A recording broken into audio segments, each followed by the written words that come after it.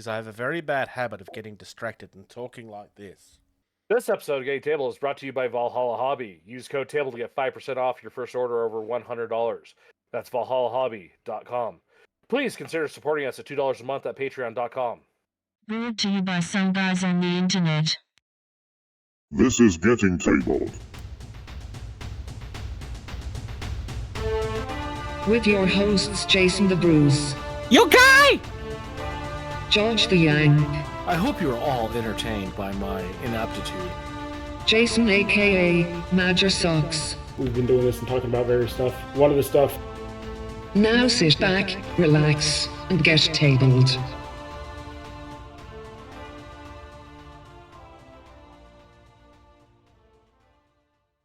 Hello, future people, and welcome to episode 142 of Getting Tabled with your host. He won't use Chat GPT to write a paper. Major Socks. Nope, I can't. Not yet. Maybe we'll see. I have a class. I have a little lecture the Thursday on how much we can use Chat GPT He or doesn't AI need to to help us anyway. with He papers. told me earlier that he's finished.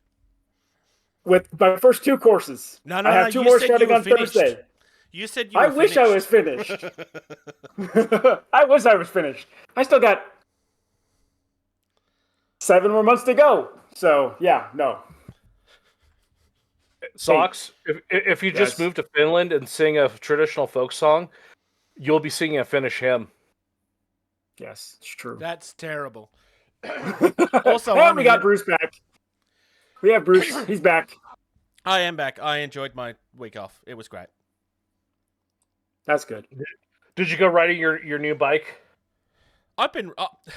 let me tell you how much I hate my new bike. I've done 1,200 and... It's almost 1,300 kilometers since I bought it a month and a half ago. Shame on you. That's over 500 miles, isn't it? Oh, it's way over 500 miles. Hang on. That's a lot. You must be loving it then. 1,300 kilometers to miles. Would help if I spell properly. So it's over 800 miles. Wow. I clearly hate my new motorbike. Yeah, just a Apparently. little. Yeah. Just a little. Your commute must be hell now.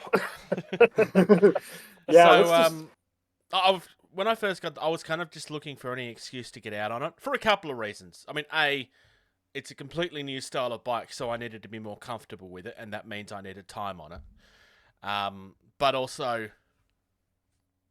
it was new, I guess. it's a new shiny thing. Pretty much. We know how that goes in the hobby world.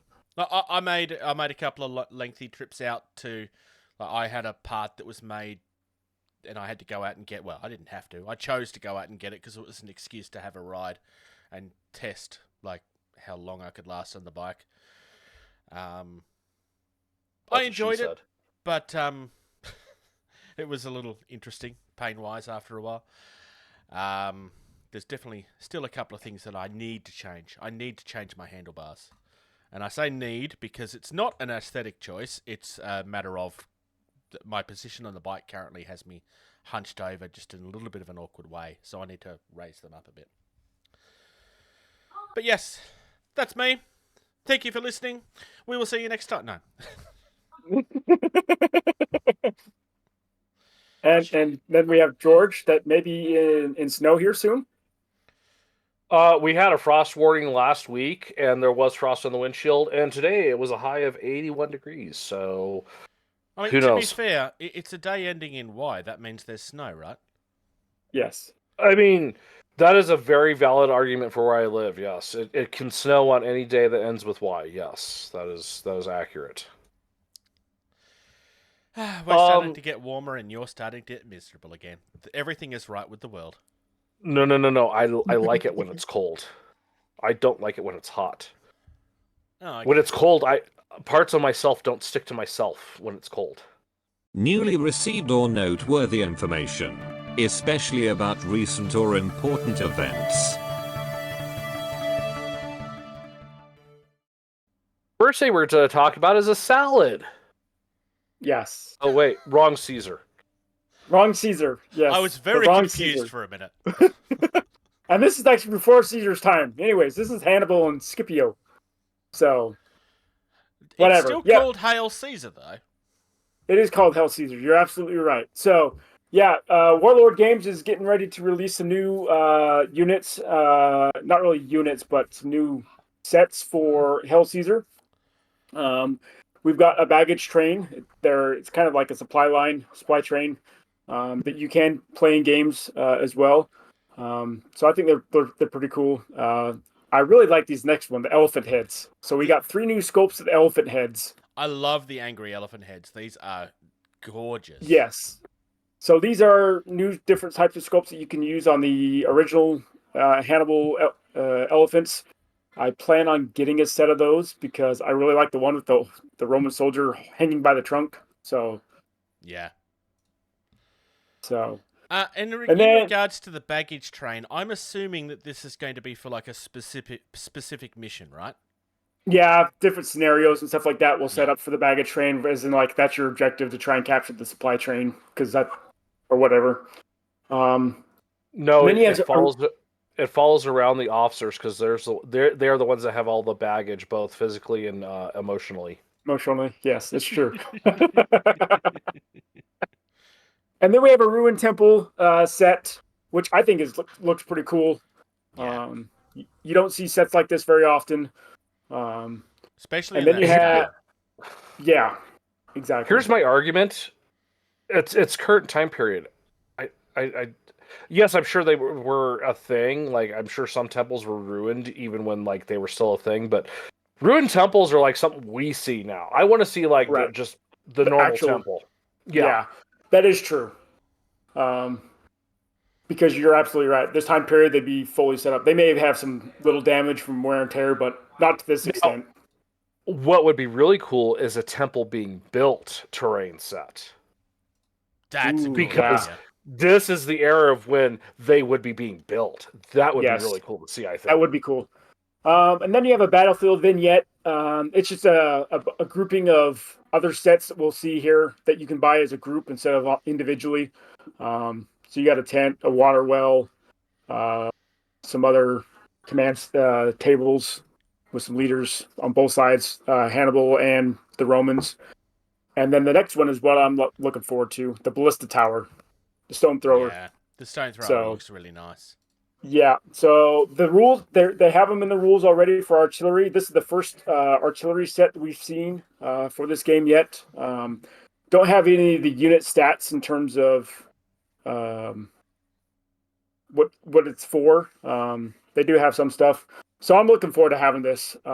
This is for the Romans. I'm hoping to see some stuff in the future for the Carthaginian army. You could use it on both sides, but this one is technically still has Roman. And then you have some incendiary swine or some burning pigs. So the concept was that they would light the back of the pigs on fire with this flammable, sticky stuff, and it would be used to try and help scare the elephants away before the elephants came charging at them. And so it was in the 28 mil scale. Now they're just bringing it down to the epic scale. From memory, I believe historically they were randomly whether they would work properly or not. Correct. Didn't they set a light to their own stuff half the time?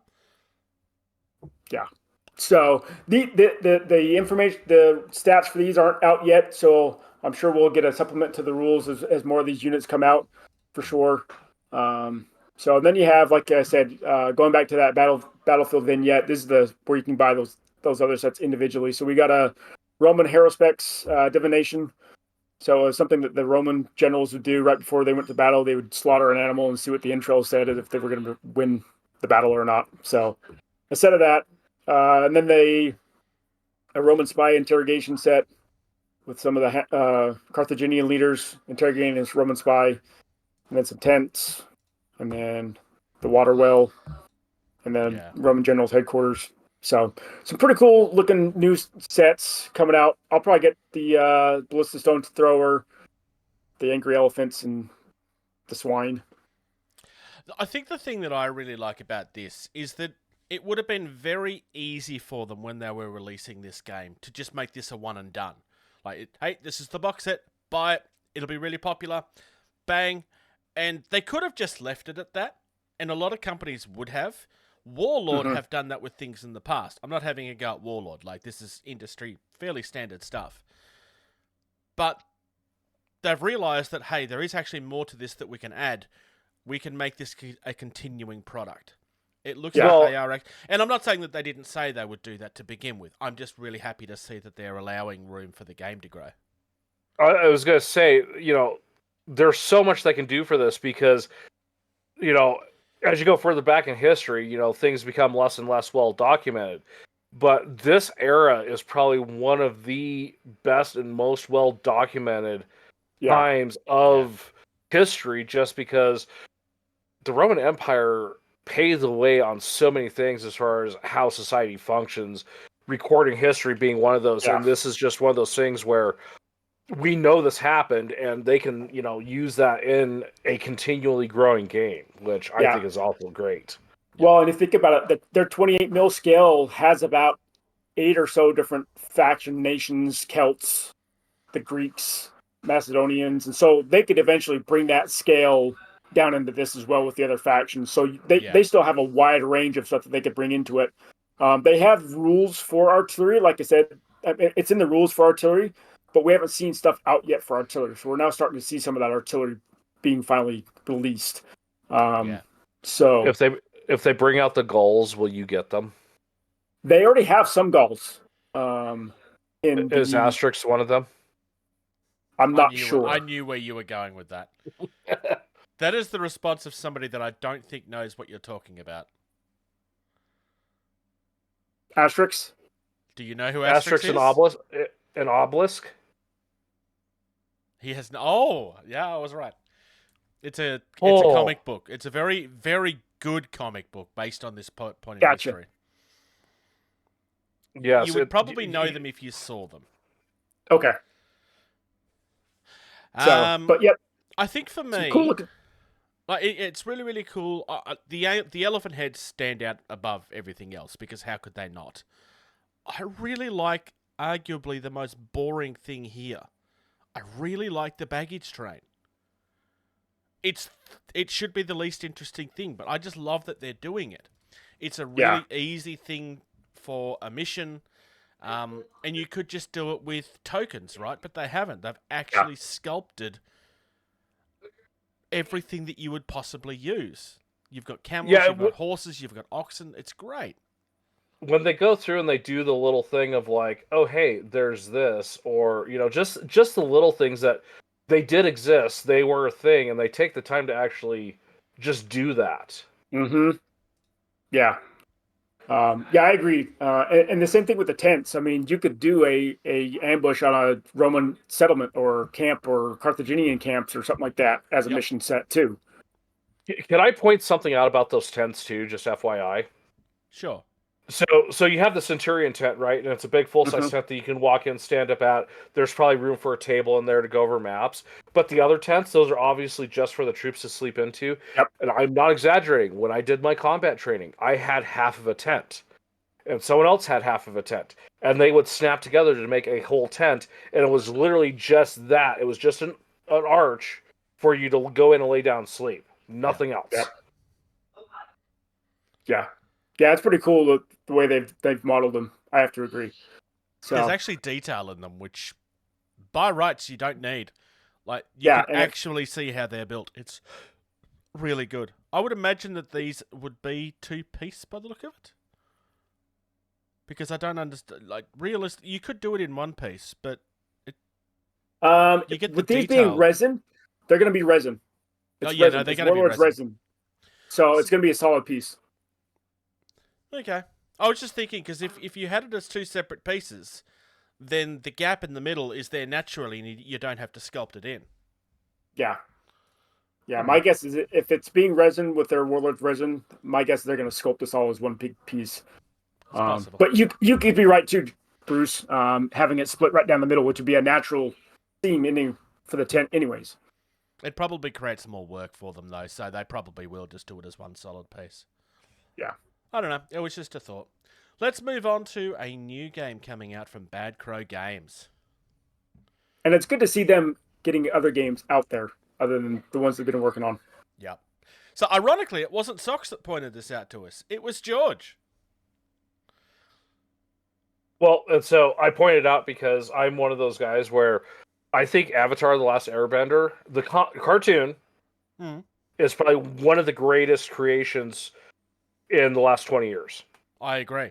Like, Are you one of the people that didn't realize that it was American? Like, that just assumed it was anime because of the style? No, I knew it was here in the U.S. and it was just very well done. Like, I knew that. No, I am happy to admit that I am one of the people that didn't know it was American for a very long time. Yeah. I was just doom scrolling on Facebook and I just saw that come up and I'm like, oh, an Avatar, Airbender board game? That's interesting. Like, I haven't seen one of these before, and I think it's a great intellectual property to turn into a board game. So there's been a few things come out for Avatar the Airbender. I don't know of a board game personally. That doesn't mean that there wasn't one. I'm just saying I don't know of one personally. I like the fact, because this is still in development, it's going. In the mechanics, they've actually given a section there where they've actually said it leans slightly more towards a family game than a complex game. It's a little bit more relaxing than it is competitive. It's definitely more of a luck game than it is a strategy game. I really like that because it's a really simple way of explaining how a board game works visually. I would like to see that implemented Kickstarter crowdfunding wide as this is how you should present your game. Yeah, obviously, yes, you still need to write everything out, but this should be a standard. I really, really appreciate this. Will definitely help the general public know what type of a game they're going to back. Yep. And know whether they want to back it or not based off of that mechanic setup that they have done. I agree. One of the issues with crowdfunding is that you have to write everything out because if you don't, the people that need to read that will be upset. But at the same time, there's a large percentage of people that don't read anything. So, and then the next part about this too, because there's a lot of the family games that I will call Catan a family game, and then you have all your traditional stuff, the Monopoly stuff like that. This is a cooperative, and they're saying family game, which I think is great because I think this is a great idea for a game where you sit down and play together with your family, and that's one of my biggest things I've loved recently is the whole cooperative aspect of a game is you sit down with your friends and play with them. Yep. It's definitely one of my favorite ways to play as well. So there's one miniature that comes with this because it's not that sort of game. It's not a miniatures game. But the thing I really like about this, it's a dice building mechanic, which specifically for Aang's journey makes a lot of sense because he had to, he's woken up and he doesn't have any of these abilities. I mean, we see it a little bit with Korra as well, but her getting her abilities wasn't really the main part of her mission, where it was the mission for Aang. Because none of this was set up, and it makes a lot of sense. It kind of feels very Euro game in the way that it's designed. I'm not saying that it is a Euro game, it just feels that way. It's very abstract by the look of it. Go ahead, Sox. I love the different style of dice, too, for the different elements, too. Yeah. Yeah. And the other thing I love, too, is, and this is just, this is obviously not the final version because, it's not even available to back yet. So, I'm going to definitely put this on my follow list. To see, how much it's going to run. And with it being just a basic board game, I hope it's a very reasonable price. But they're using the map from the intro scene. The cards show them using just the animation from the show. They're just taking a concept of how to play the game, but they're using the original artwork and ideas, it looks like, which I think is great because everything after that, where they've people have interpreted it, I don't like it. And the art in this is phenomenal. They've done a really good job. I do agree. It's going to be interesting to see what the costs of this turns out to be. Obviously, we have no way of knowing what that is yet. 30 minutes to 60 minutes playtime. Like I will be following this to see what it is. Yeah. I I'm look hoping to forward see it in the $50 to $70 range, just because it is a more advanced board game, but I don't want to see it go more than 70 because then that's going to turn a lot of people off on price. It's fairly straightforward as a game too. Like there's not really Yeah. a lot of there's no Yeah, for miniatures sure. that need to be sculpted. There's no like I imagine that there will be unlocks and stuff over time because of course there will. But I don't Yep. imagine them being huge. If anything, I imagine it being like the Scooby-Doo board game I have for CMON, where there's the base set where you can go buy right now, and you get like 3 monsters, and then the Scooby game unpainted. The version I have, they're all painted, and I've got like 8 monsters or something like that because I have the collector's edition set. So Yeah. I could see it being something like that, where what they're showing is probably a retail, but I could see like maybe an advanced set like that where it's got all the bells and whistles. Like unlocks in my head that I'm thinking of is like foil printing for the cards, or it includes card sleeves, or like special sets of the dice that are a little bit more than just the plastic ones or whatever. Yeah. Like just general nice to haves as opposed to, I mean, missions and stuff added and how it plays and stuff. I would prefer probably that they don't go Chorus straight away because that's something that you would do as a follow-up board game. Yeah. I mean, they could. Yeah, for sure. Depends on how large it goes, I suppose. It'll be interesting to Yeah. see. We're just spitballing ideas at this point. Yeah. Let's... Looks like there's a comment there about someone wanting to see if it's going to be translated to Italian. Looks like they're going to be presenting this essence based on Brian Gableson's comment, which will have more information on language translations too in the future as the campaign starts up. So, well spotted. Well spotted. At this stage, they have announced English, German, French, and Spanish. Unless I'm getting flags wrong. I'm pretty sure that's what they all are. It's up the top. Yep. Good. All right, let's move on. RTLW. We haven't looked at these guys for a little while. It's a company that's known for like alternate miniatures for an existing video game that's definitely not Warhammer 40k. I don't know why you would even suggest that. So we've got a couple of things. In October, they're kind of re-releasing a lot of their Void Stalkers with some new sculpts. So that's their equivalent to Eldar, just in case it's not insanely obvious from the way that it looks. So we start with the Red Witch Void Stalker Prime, which is just really pretty, honestly. Like, it's really, really, really pretty. Comes with 9 different options, so there's a lot of different ways that you can build this. It kind of feels like a kit where you can build several different things, depending on what you're wanting this to represent. So it doesn't necessarily have to be used for 40k. You could very easily convert this using the parts it comes with to So, D&D real quick observation. Look at the first image with the one that's painted in the middle. Yep. That has a very strong, I believe, Hindi religion feel with the turban and the I can see that. the circular. I can see that. That's a very, very unique design choice to make it look and appear like that, because it's not a very, commonly pulled from idea, Yeah, Mhm. I could see that. I don't know if that's where their inspiration came from, but I can definitely see it.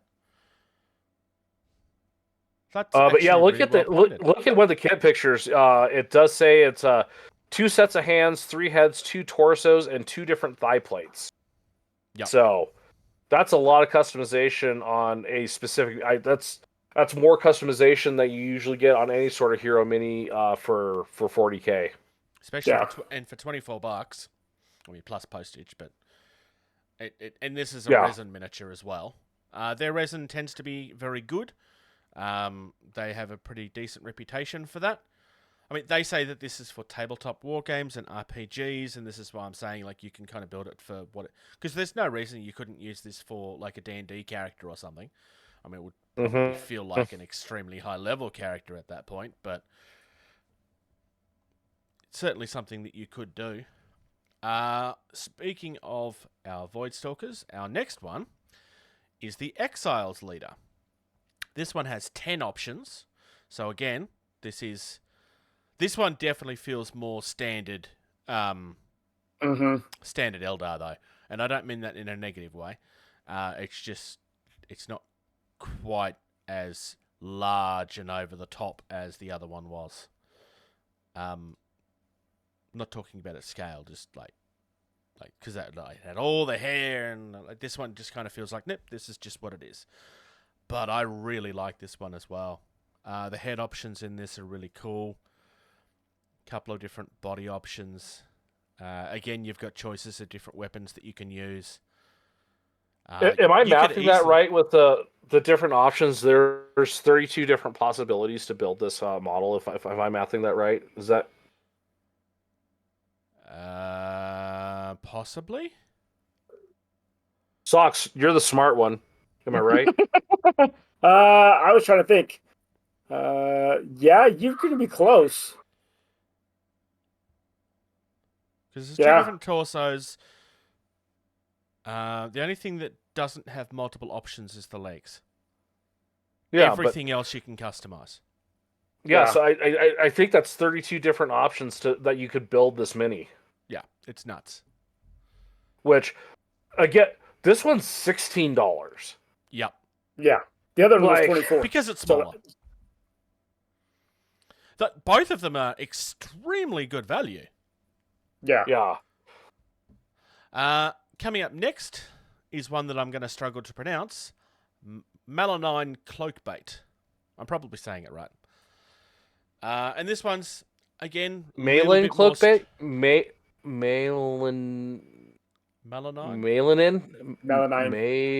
Melanine? I don't know. This one, again, is kind of like... Options are a little bit lower again. So we only have 4 options with this one. One of them is the hips, and another one is the head. She can have a ponytail. Basically, it's whether she's covered or not, essentially. Which, for Eldar, is an important detail, because there is one particular faction within the Eldar now that don't wear the masks and stuff. Very, very, very nice looking sculpt. They're actually saying. Wait. So the first one, there's 9 different options. The Voidstalker, there's 10 different options. This one has 4 different options. So they actually give you like the build out options that are possible. It's almost like I'd said that originally. Well, I literally did say this. Then why didn't you correct me when I said something incorrect, saying there's 32 different options you could build on the second one? Did you see how confused I was when you said this? Well, I was trying to do math. Marines don't do math. Yeah, they do. I did. I'm not wrong. I did say that out loud, right, Soaks? I'm pretty sure I've said this with every one because it's right there in the image. Well, I did see it. I was just looking at the image because they're freaking cool. Yeah, they are very cool. And then finally, the last one that we're looking at today is the Voidstalkers Exile Squad. There is actually a bundle deal that you can buy as well, but I didn't show that because it's just everything that we've looked at altogether. And this is 5 figurines, 84 parts. There is different options on how you want to build them. It's Howling Banshees. Let's just say that out loud. Like that is what we're looking at here. No, you can't say that because that's, Games Workshop doesn't like that. Well, too bad. That's what I said. But there are different heads that you can use so that they can kind of represent other things as well. Again, much like the other ones, there's a very unique style that isn't Games Workshop and is very much their own. I quite like... There's a couple of bodies where they have like fluffy... like sarongs around there. Maybe not sarong, I don't know. but decorative elements around their shoulders and stuff. Some of these are very suggestively revealing, and some of them aren't. You can obviously pick the one that suits your style if you're uncomfortable with how certain ones of them look. They're kind of going with I want to say a Persian vibe with this. So on influence, if you look at the first image, where they're all painted. Yep. If you just look at the one that's in the middle. Yes. That helmet is giving me a very Predator vibe. Oh yeah, I agree, 100%. 100%. Which I love, because that's a very good strong imagery of the mighty hunter, yeah. These guys have one purpose, kind of thing. Yeah. If you continue to scroll around, you'll see the body options and stuff that I was talking about. Yeah. So you can build 10 things, but you still have options. There's 13 different heads, and there's 10 different torsos. So you could buy a couple of these and essentially flesh them out to look completely unique. Which is good. Because especially when you're talking about a game like 40k and stuff, it kind of gets repetitive very quickly. Even with options, it still gets repetitive very quickly. So there we go. That's RTLW. They do have a pretty good reputation. Like I said, that's definitely one to watch out for. They do have a lot more than what we've looked at today. This is just the stuff that they're re-sculpting and re-releasing. But we are going to look at an update for a Kickstarter next.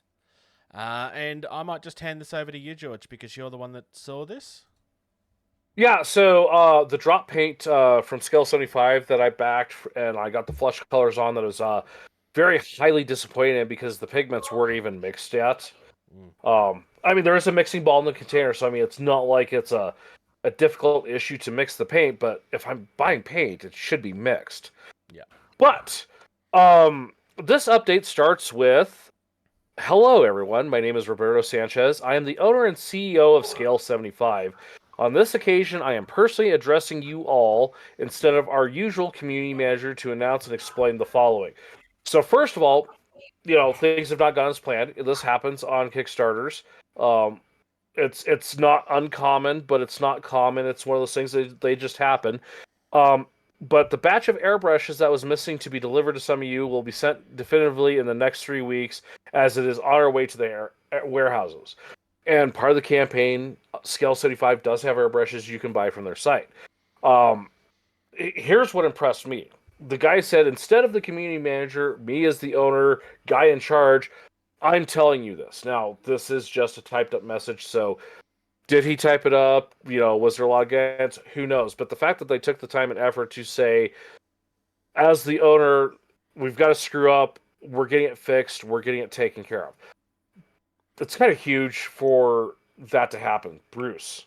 I think the important part about this is not so much who is written it, because anybody could have written this. It doesn't really matter. Yeah, exactly. Yeah, and just slapped his name on it.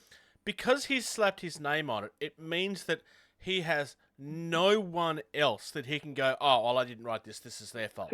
He is personally taking responsibility if this message ends up going out poorly, which we will continue. Yeah. So, in the world of failed Kickstarters, failed deliveries, failed promises, for the owner of a company to have his name attached to a message is pretty big, in my opinion. Because there's a couple companies where they don't do that. They don't communicate. They don't do anything. And even when they do, it's not the owner even. It's, again, the community manager or some other manager or unless not it's a the owner, CEO. Tiny creator. But that's a different story. Unless... Yeah, what's the one that you had an issue with? The bases. Secret Weapon? Secret Weapon. Yeah, there was a small outfit. There wasn't anyone else to put the name on, so it was his. That was also a different story, though, because he was lying from start to finish. Right, but that goes back to you saying, unless it's a small company, which in that case it was. So, I just want to bring this up and talk about this as far as, this is a company doing the right thing. This is an owner slash boss doing the right thing. And in this world of, because every time you turn around, everything is a crowdfunding, everything is a Kickstarter, everything is on GameFound. It's not just going to the shelf as a product you buy. Everything is going crowdfunding. Yep. And the fact that, he's doing the right thing. Yeah, like this is a message that like acknowledges the things that they have failed on, acknowledges part of the problems that they haven't communicated, which is like they've actually directly pointed in this message that they have been having financial troubles. That is something that companies generally don't admit to. Mythic Or they still haven't admit to it. Yeah. Well, they have kind of, but they haven't. They haven't said it out loud. Yeah. Well, it was in between the lines. So, and I'm going to read a direct excerpt, which is from this message, which I think is very important. Despite this, we have fought to fulfill everything we promised, that no one would be left without their product, and that sooner or later you would receive it. Like, that is a very guaranteed promise in writing. Yeah. And at this point, like, because they are fulfilling the last part of it, they can actually say that because they've proven that they did. Mm-hmm. Well, assuming that these brushes do turn up in, like, the next month or two. Yeah. Well, yeah, but I'm not saying they won't. Yeah. I just think that's a very strong message to say, we have promised this, you will receive it. Mm-hmm. That is great. If your Kickstarter's not having trouble and everything's going fine, I'll just throw CMON out there as an example because they are a very consistent delivering company. They don't need to do things like this. They don't need to spell it out. In the case of, I'm just going to say it, Mythic Games, this is transparency that is needed. Yep. Mm-hmm. And this is very nice to see. Like, I'm still a little sour on the pain I received. I still received it. And that's the thing. Yeah. I've had Scale 75 stuff in the past that I didn't appreciate as well. I backed one of their previous Kickstarters and I was very disappointed in the product. Largely because I was expecting something that the product wasn't supposed to be. And I wasn't the only one on that. I was one of quite a few people that expected the paint to be something that it wasn't intended to be. I'm admitting that out loud because there's a review on our channel I got corrected on what I was assuming that it was supposed to be. You may remember there's a video where I'm like painting up I'm painting up some Bushido models with them, and I'm like, oh, this is just. It was just. I ended up repainting them all. So now, the last part, which is also, this is probably one of the best things I've seen in the crowdfunding world. P.S. For sake of transparency, okay, he is being transparent here. We are attaching the invoice already paid to the airbrush supplier. They are already on their way to our warehouses. This is the second time he's said they're on the way to the warehouses. But he's showing that we have paid this. They are on their way. This is not smoke. This is proof. And again, in the world of crowdfunding, this is the best thing I have read in so long. So, for those of you that are out there saying, yes, but invoices can be faked, which is true, they can be, there's a very important detail in this that proves that it's not.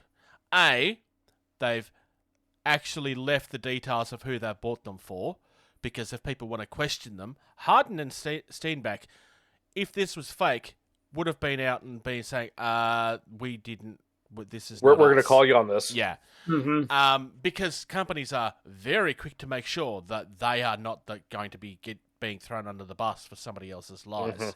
So that is evidence enough that this is a legitimate. It's a legitimate invoice. Yes, they've censored out prices and so forth. They're a business. They have the right to hide the profit, and of course they will have made a profit. it's a business, and like that there's protection of privacy and that sort of stuff. Like that's perfectly fine. They've gone above and beyond with this. They didn't need to do this.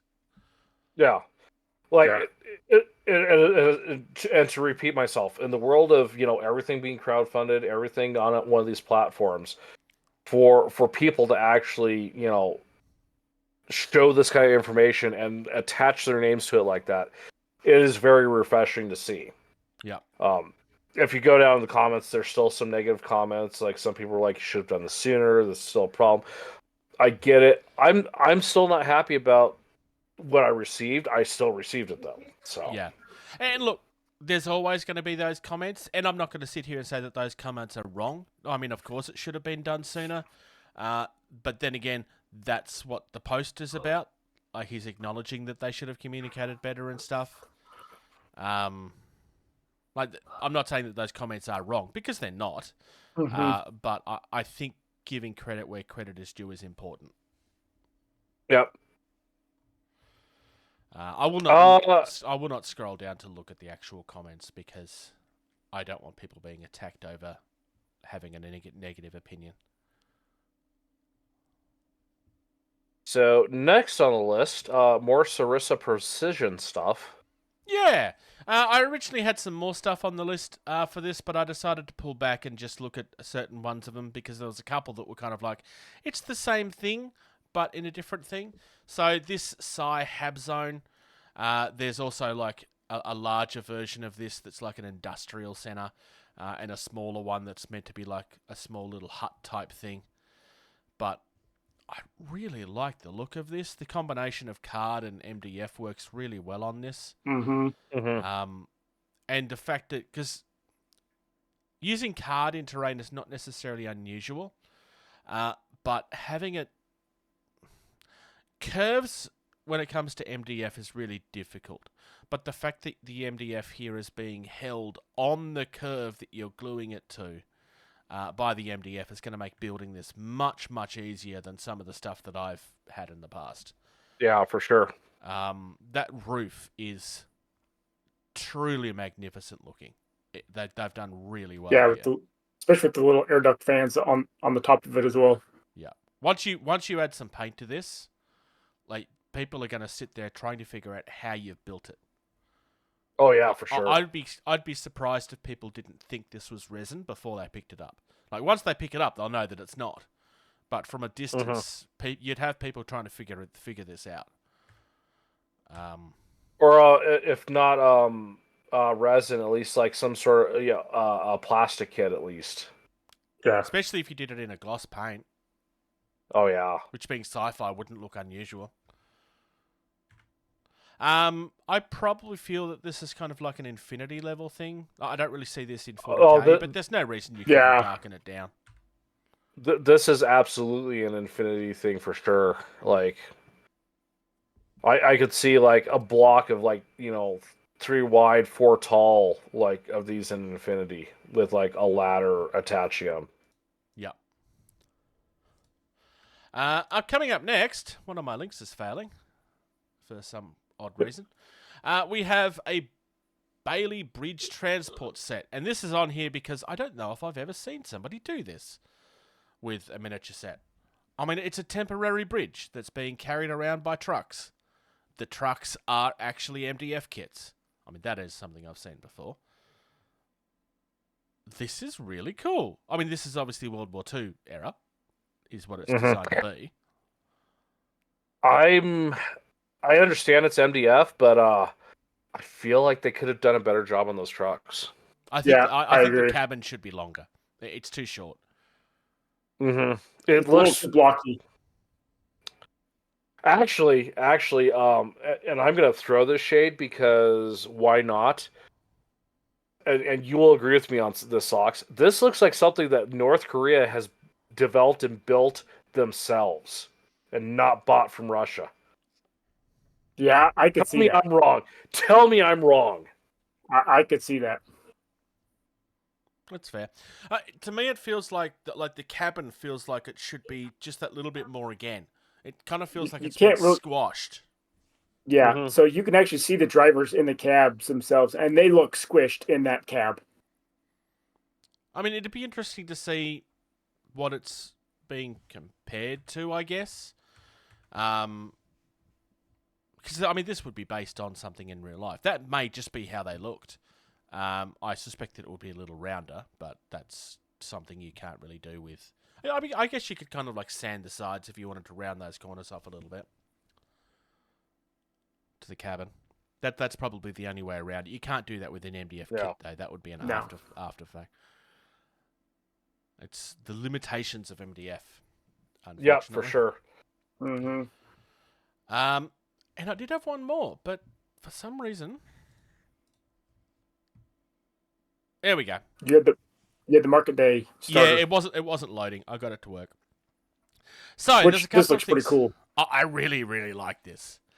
So the description is Market Day Starter, full color. This is one of several kits that they're releasing like this. I just picked this one randomly, I guess. But not only is this a bundle that comes with the Market Day plus the surrounding buildings, this comes in full color. This is literally what you receive. It's been screen printed on the sprue. Well, not sprue, on the MDF. On the cutout. Yeah.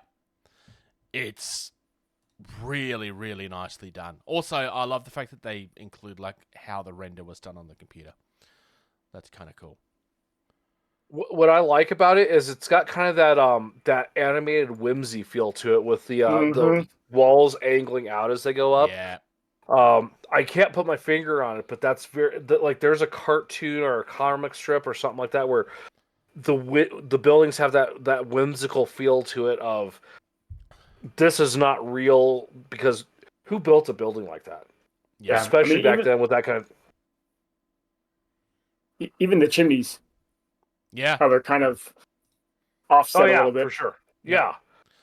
Like it's something that was very common in like your nursery rhyme animated series. And, yeah. not Looney Tunes, but that era of animation. If something was fantasy, it was always built in a way that wasn't possible in real life. Yeah. Because it was more interesting than a square. Kind of like the Hans Christian fable Yeah. stories. But George had the right word. Whimsical. Whimsical is the word you're looking for here. Yep. Because it's very much where that comes from. Moonstone buildings kind of give that vibe as well. We looked at some terrain for Moonstone 12 months ago, I want to say. Yeah, something like that. Foreground used to have some that were kind of like this as well before they fell over.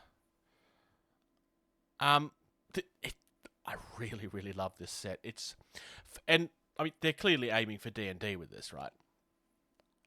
And it makes so much sense for D&D. I'll be honest with you, an Age of Sigmar game, this would be gorgeous terrain for that. Yeah. I mean, just because it's whimsical and whatnot, it doesn't mean it can't work for that. Sigmar doesn't have to be accurate fantasy. It's for crying out loud. There's orcs and undead and stuff like that. There's no accuracy. It's fantasy. And to add that bit of whimsicalness to the terrain, to make it feel more of that childhood familiarity while you play your miniatures game, I think would be a nice little touch. Yep. No, I agree with you on that. Like I said, there's a whole series of these. I just picked this one somewhat randomly because, well, otherwise we'll be here all day talking about it. For sure. Can you click on the second image with the greenish brown roof building and all of its various accessories for that building? Yep, the 3D render. I think that is a great thing to highlight right there. Of you have that one core building, then there's a porch, then there's a balcony, then there's some stairs. Like there's a whole bunch of stuff like going into it and on it. I think that's a very good way to show off like what all these have and what they can do. You know what this actually means, George? This means that you could build 2 of these kits and you'd never know they were the same kit. You just leave off some of the accessories. Oh, for sure. Absolutely. Like the one where you don't attach all of the accessories, that's just that's just the one like it's just a regular common house, but this one's owned by somebody with money. Because he's got the balcony and the stoop and Yeah. the what's the word? The bay window, and yeah, for sure. It works really, really well. They've done a really, really good job with this. Now the elephant in the room that's very tiny. This kit is $140. It's screen printed, so there's no painting. You punch it out, you put it together, and you have terrain that's Right fully to the designed table. and decorated, ready to go to the table. So for you, it says $140. Correct. Awesome. That means that this is actually showing it to me in Australian dollars. I didn't actually knew it was doing that. I assumed I was looking at American dollars. So for me, it says What is it? $202, discounted from $217. But that's because I'm looking at Australian dollars. They have an automatic conversion on there. Let's do that conversion rate. Let's see what they're doing for you pricing wise for going I upside presume down. it's just converted automatically. There's a dollar difference with current exchange rates right now. Yep, which means it's right. Yeah. Which that has to make you happy. Yeah. It would still be charged in their base rate. It's just an automatic conversion to give you a rough idea. But I'm saying is you're paying the actual price. You're not paying an artificially inflated price because of just where you live. Yeah, exactly. All right, time to move on. I think the next one is... Oh, no, the next one is another one of mine. So, Back to Basics is an Australian MDF kit, people. They largely sell hobby organisation stuff, and they sell the same hobby organisation stuff that everybody else has. It's the rack where it's the little shelves, and you put your paint in the shelves, and it's literally the one that everybody does. They are in the process of designing an entirely new system that they are calling the Rack and Stack, which is based on warehouse shelving.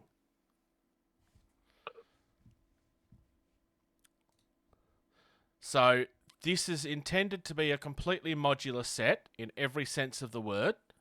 You buy the sections that you want. You put them all together. They're designed to go together. So there's examples, like if you can just scroll through the pictures there and have a look at them. There's examples there with drawers. There's examples there with paint pots. There's another one later on where they've done a test with like a 45-degree angle. Like, so you can, rather than them just sitting on shelves, you can actually slot them in. And you can see the bottom of them to see what color it actually is, which is great, except for contrasts. True. That is true. But you've got options, right? You use the stand-up ones for your contrast. Yeah. No, the one thing I will say about this, too, and I know Socks will agree with this, too, because I see it in the background there, he's putting more of it together. But the option where they have a various drawer sizes and options. They are planning to do a whole series of these. This is still a product that's work in development.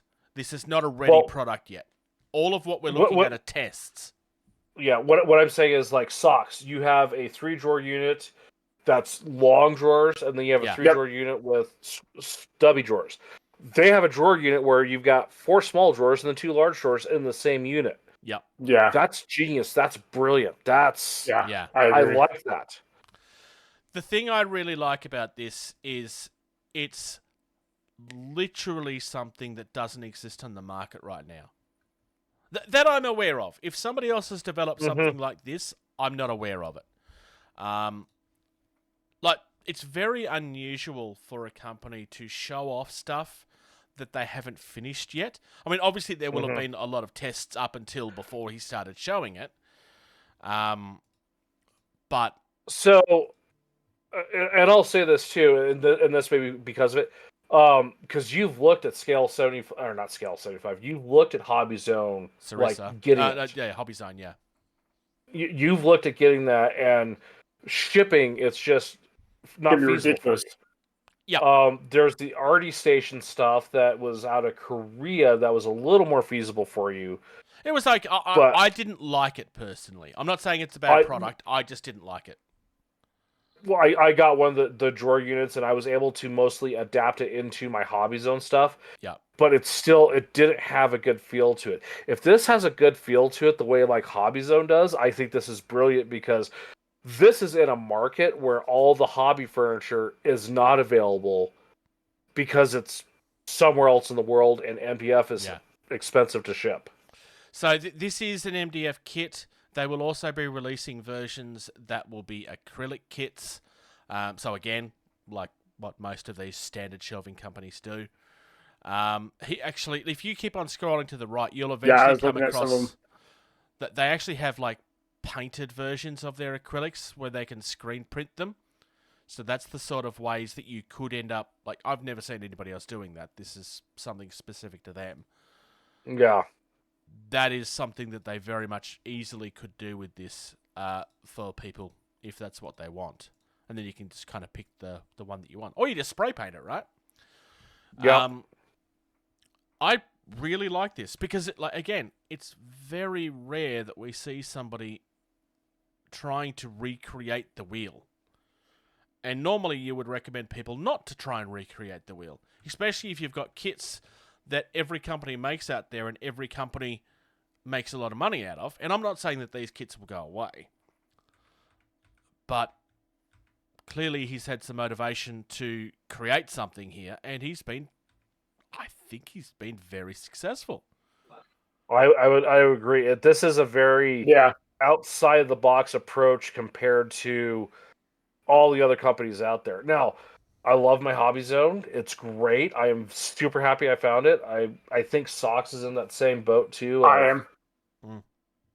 I'm enjoying it. I think that, but I think especially for someone in Australia to especially attack and cater to the market that he's in.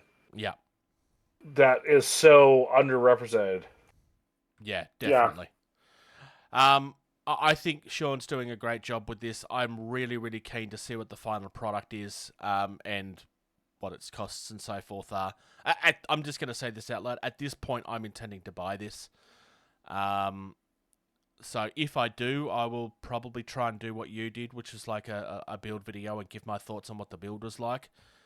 My initial impression, just looking at these kits, is I suspect the build will be kind of frustrating. It looks a little fiddly. It definitely does look like a not as straightforward build kit like some of the Hobby Zone stuff is. Yeah. And that's fine, because I would be doing that knowing that. But it also might be way easier to build than I think it's going to be.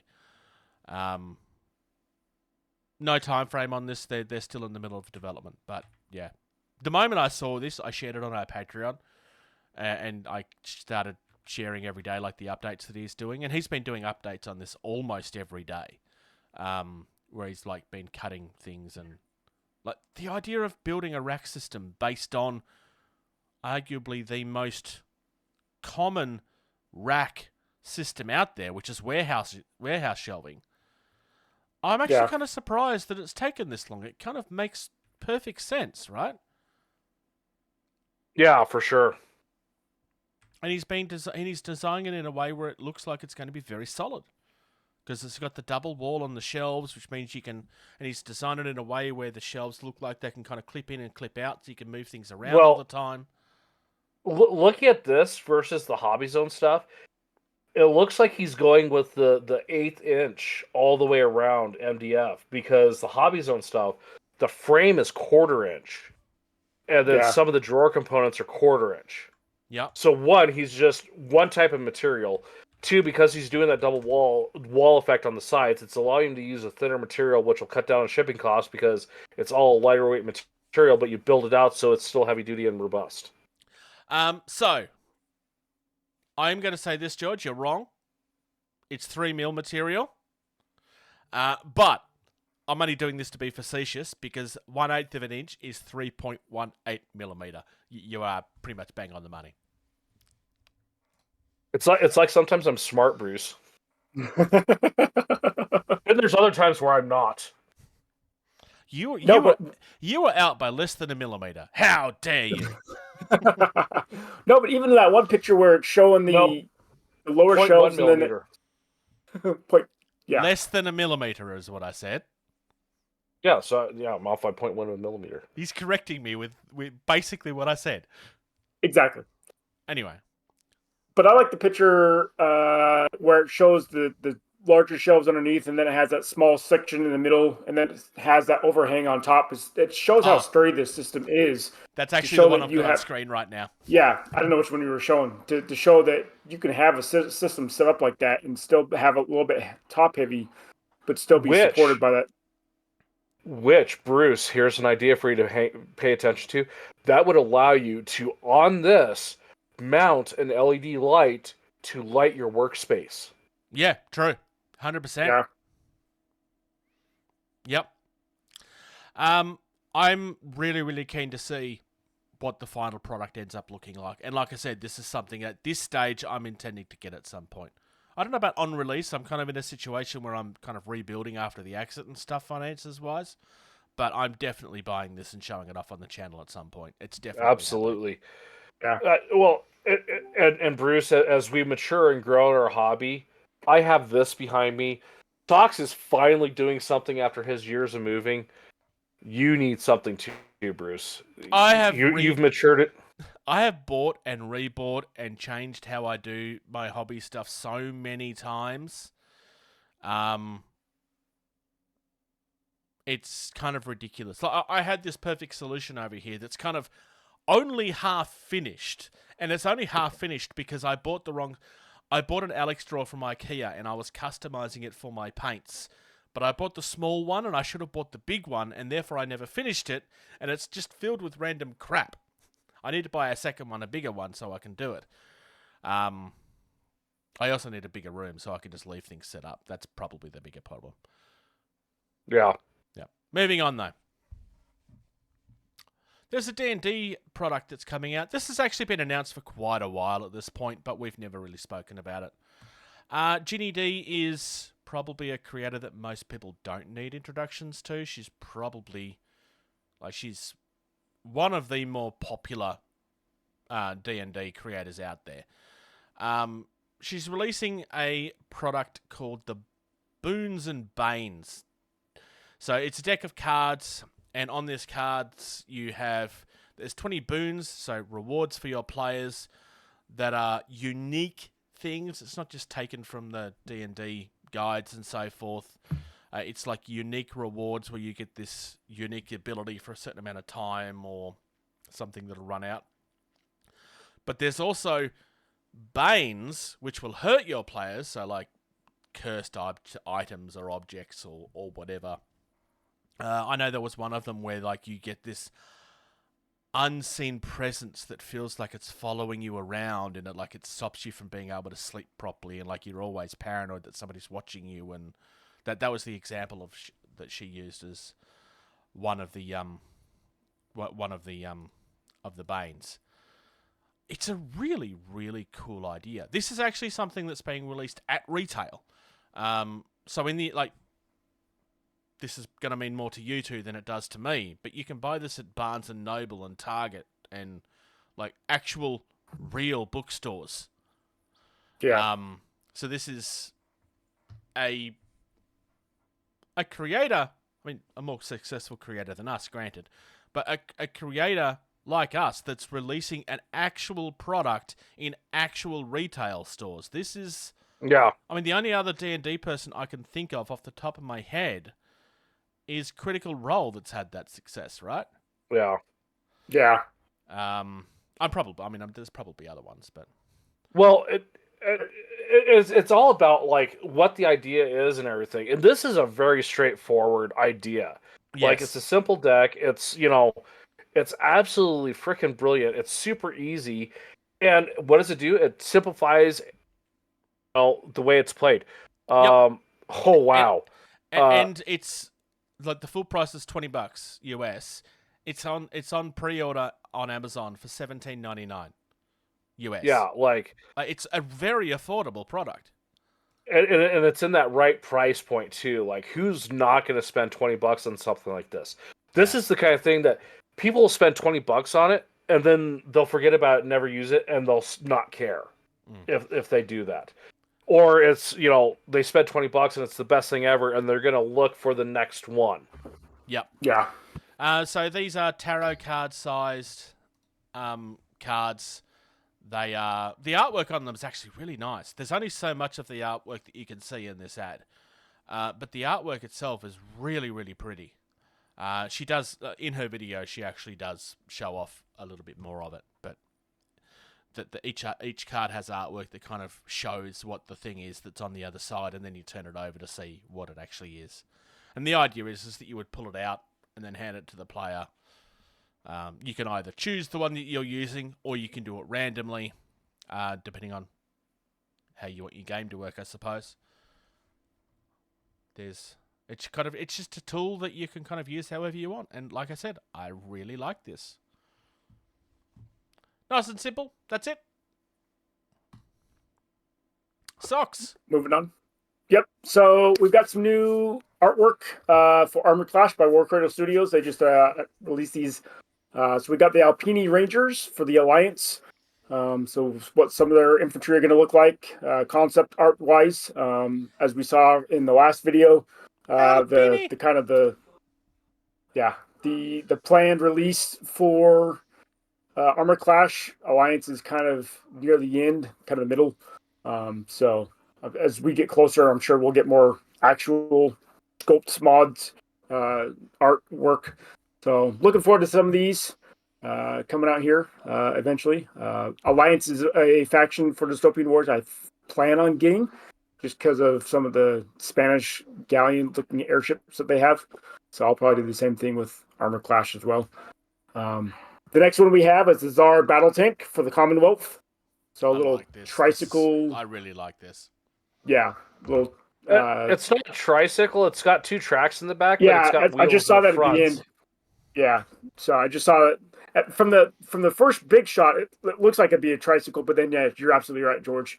When you look at the other one, it has two small treads and two huge wheels. So cool looking concept here for one of the battle tanks for the Commonwealth. Commonwealth is going to be springtime frame, I think, if I remember. I don't know. I don't know if the comments on the post are visible on what Bruce is showing. It is, but yeah. there's someone they're showing off like the original inspiration of what this Tsar tank was. And look at this drawing they have. Like, this legitimately looks like something that could have existed. Yeah, absolutely. Without question. Like, this is a really great concept idea for a miniature for this. Credit to Matthew Rumsey for sharing that. Just because I think I should give credit. And then next we have some new battle sets that battle group sets that War Cradle is going to be releasing. So we've talked about some of their other sets that they have. So they're coming out with new battle group sets, and this is the sets that you could buy where you could just buy a couple of sprues instead of buying a whole introduction set or a whole starter set. This is how you can go and buy it. If you just want armored stuff or along with your land ship, you could just buy that box. So they got stuff for the Crown. We got here first. They also have the one for the Empire. And then they've got their infantry. The Laoshan, yep. And then they got the infantry regiments. So if you need more infantry to spruce out and then you can just get individual armored so really cool concept that they have coming out. I don't think these are released quite yet. They may be, but eventually they will be if they're not already. That plastic sprue looks amazing. Yep, that's what we're going to be looking at next. So, yeah. I'm ahead of us. You're ahead of us. So, yep. On the next shot, someone has received their stuff already, and they've done a little bit closer screenshots than what War Cradle did. And we got to remember, this is 15 mil, about 10 mil. No, sorry, not 15, 10 mil scale. Yep. And so the detail on this sprue is amazing, especially as we get into the infantry sculpts themselves. I mean, I'm going to say this, and I'm not going to regret saying this. I think these infantry sculpts look better than TT Combat did, or Hawk or whatever for Drop Zone Commander. I think that's fair, but that was also a long time ago. Technology. It's still plastic. It's Yeah. That technology has not changed. It's still injection molding for plastic, and Yeah. I think this just looks so much better. Well, and we got to remember too, the original infantry for drop zone was metal. True. I suppose, yeah. Yeah.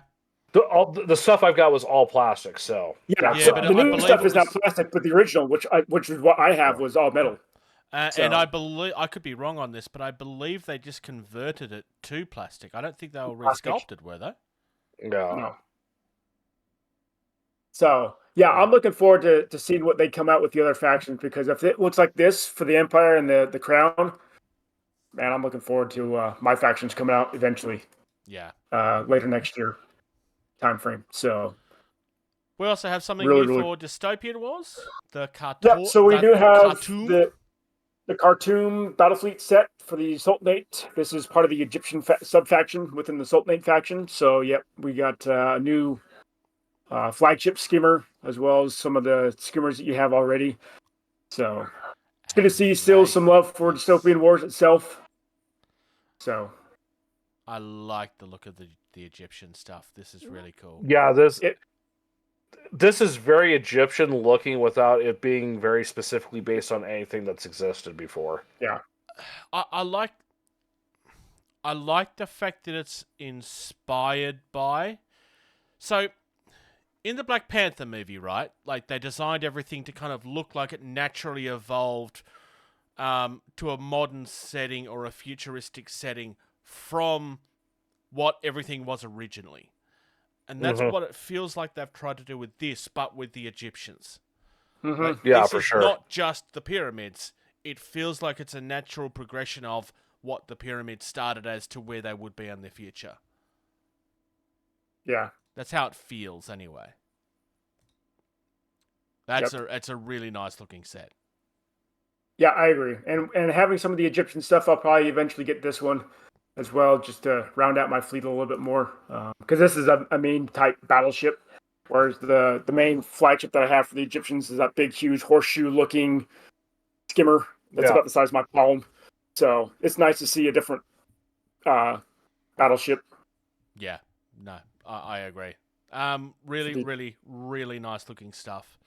And obviously keen to see more of the armored clash as it starts hitting now. Yep. Which they just Otherwise- released. They just released the unit cards as well for Crown and Empire. So I've looked at them because I'll probably download them, because when my rule sets and my dice show up in the next week and a half or so, once Valhalla Hobby ships them, I'll probably proxy some drop zone units as armor class units just to So you play can test try them. Yep, exactly. Let's move on to hobby. Cream, glue, prime, paint. And I think we'll start with the person that has probably done the least. That's me. Yay! I'm right. What have you been Yeah, up to, probably, because Socks? writing a 5-page paper on leadership principles and a 6-page paper on military theory and the war in Ukraine. That's what I've been doing as hobby for the last 2 weeks. That's not hobby, Socks. I know it's not a hobby. I wish it wasn't hobby, but it's had to be my hobby. You know, like some of the people that I've come across in my time on this planet, though, that are not in the military and have not been in the military, that's legitimately like fun stuff for them, is writing things like that as far as theory and like arguing with their friends. Which No, not me.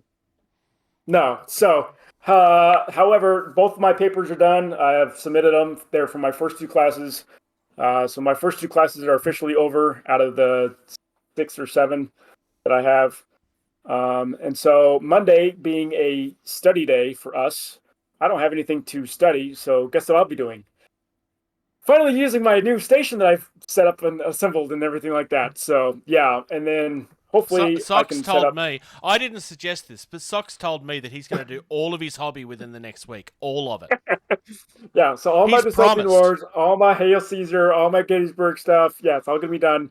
According to Bruce, our next... No. recording. Socks definitely said this himself. I didn't suggest it at all.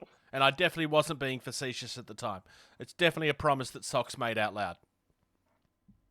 Yeah, sure. No.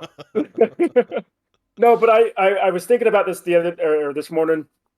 I'm gonna try and set up sometimes on Tuesdays and Thursdays if I don't have stuff that I need to do for school. I can just spend a couple hours and just paint because I need to get into it again now that I have my system set up and everything like that. I don't want to just be sitting there doing nothing back there. So I want to try and dedicate more time to.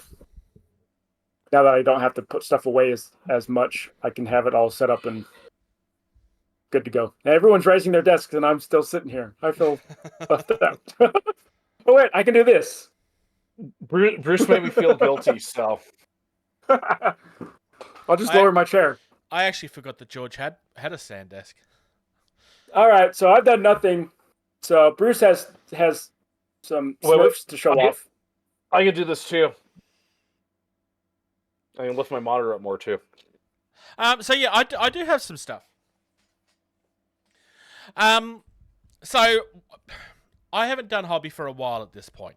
Like, obviously the excuse for a little while was that I was injured and like couldn't do it because the side of my body that was sore was my dominant side, so I couldn't paint or anything.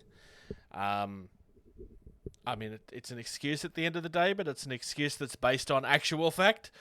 So, yeah, it's a reason. It's an unfortunate fact. It's a reason, not an excuse. Following that, honestly, my mind had been elsewhere for, again, fairly obvious reasons again. Because it just wasn't really something it's not where my mind was. My mind was at this stuff with the bike. I need to do this. I need to do that. I've been trapped in my house for the last 2 months. I need to get out of my house. I have kind of been being more social than I have been sitting at home and doing hobby. We had a couple of games. I've actually had a couple of games of Malifaux. I think I may have spoken about my first game in a while last time I was on, where I kind of lost really badly. I played with the same person again about a week and a half ago at this point. I played with exactly the same faction. Well, actually, I played with the exact same list, and he played with the same faction, but he changed a few things. He was a horrible, evil person and gave me some really nice advice before the game about things that I probably could have done better last time. Like, he's just really, really nasty and supportive like that. I'm referring to a joking conversation we all had in the chat afterwards about how nasty and supportive he was. I had a really good... I did lose again, but it actually went a lot better the second time around. And I'm starting to feel comfortable enough again with Malifaux where I kind of feel like I can actually start playing with other crews, which is something I've been wanting to do for a little while. I've been saying I'm going to do it for years, and then I wasn't playing enough. And then I was like, well, I don't really know what I'm doing again now. So I would always go back to my original crew. So I am probably going to be trying out Big Hat at some point soon because I have most of that. Not all of it, but I have most of it. I have everything I need, I think. There's a couple of things that I can't buy without buying a whole box full of miniatures that I already own, which is not, so I'll have to convert some stuff probably. And I'm very, very tempted to buy a new keyword. I'm very, very tempted to buy the Dreamer stuff. I don't know when that's going to happen. I know Black Friday is coming up and they'll be doing big sales and stuff. So that's something I'm tempted to do, but I don't really know if I'll have the funds for it at that point. So I may have to wait till the Easter sale or something. We'll see. Maybe I'll get a box set and start, and we'll see. I have enough stuff that I bought and I haven't played with as it is. So, but there is something else I've been painting. Because just before my accident, I started painting and building these. The little Smurfs. Yeah, it finally focused. So they are coming along quite nicely. The big change that I made yesterday, so I've highlighted up the beards since you've last seen them, so that you can actually, they're not grey now, they're actually white. It's kind of all washed out in the image just because of the light that I'm showing it off under. But I've also coloured the pants because it was kind of like a little bit too much of the white. I was saying this to Socks as well. The top being white. And the reason I did that is because I was trying to harken back to the fact that they all used to wear white in the show, apart from Papa Smurf. But they don't And wear Grampy Smurf. tops. I know that's where your mind's going to go to when I'm about to say what I'm going to say. I'm going to say this out loud. I'm not painting them with yellow clothing. I've decided that's not happening. And there's a fairly good reason for that I'll explain in a minute. Because yellow sucks to paint. That is true, but no, the issue is that the females have yellow hair because that's the colour that Smurfette had. And if I use that on the tops, then it kind of takes away from that flash of yellow that they have. That's fair. I actually painted up my goose. I've actually painted it up as a black swan. I don't know why. It's just what I wanted to do. JP said her hair could be goth black. That's actually a really cool That's idea. funny. That's awesome, JP. So the issue I'm having with the white, and I'll use this one as an example, is it just kind of blends in with the beard. Yeah. I mean, it's not bad per se, but it's fine. But I think what I'm going to do is I'm going to pick another non-TV show inspired colour. I'm probably going to lean towards a different grey, like a different shade of grey. I'll either go for like a warm grey, as opposed to, because it's kind of like a bluey grey in the beard and stuff at the moment, just because of the shades that I've used. And just so that it's something neutral palette, because they didn't wear tops in the show. If I go blue, then it's going to look. Actually, but that was just white again. So. Yeah, well, it was a sundress, so. Yeah. So I mean, I don't want to do red because then it becomes too much red. Yep, that works, JP. You need to go look at the video or the picture that he just posted there. And I don't want to do yellow. I've already explained why I don't want to do yellow. So I'm thinking if I do a grey, but I choose I'll make it a darker grey or something so that it's just neutral. I think that could still work.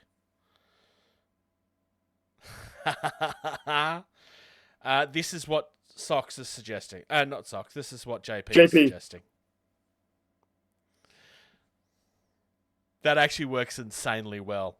Also, I love the fact that the blue is still coming through in the hair streaks. That's actually really good. I don't remember if I showed this off last time or not. I think I may have, but I did the trees up. I think you did the last time you were here. Yeah, I remember the trees, yeah. Yeah. And they're basically, it's exactly the same colours, but I palette swapped them from one to the other, just so that they look different. I still need to do the shoe. So I've done little bits here and there, but like I said, most of my focus has been elsewhere because, like I said, I kind of felt like I was trapped in my house for quite a significant amount of time, and I've kind of been going out of my way to do anything else. So I've been going out of my way to see friends that I haven't seen in a while. I've been going out to cafes and just generally being out of the house more. And yeah, that sounds gross. Yeah, George, what have you been up to? Today I took apart and put back together the extruder on my 3D printer because the feeding gear wheel stopped working. So I have ordered a new motor. That should be here on Monday.